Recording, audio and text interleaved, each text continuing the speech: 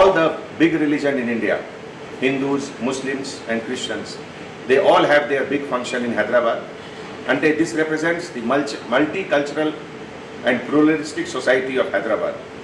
India lo e type of acceptability for all a place lo levu. Hyderabad is a glaring example of solidarity, of Ganga Jamuna Tehzeeb. Ee roju Hanuman Yatralo morning Gowliguda నుంచి start అయింది.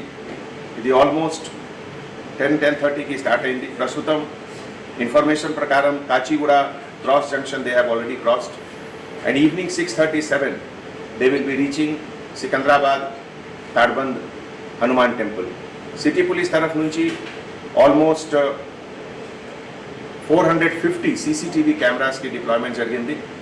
తర్వాత ఈ command and control సెంటర్లో all departments, GHMC, HMDA, Metro Water Works, Fire Department, Electricity Department, they all are here for the service of common public. I am fully confident that with public support, organizer support, the entire event will go on peacefully. Thank you.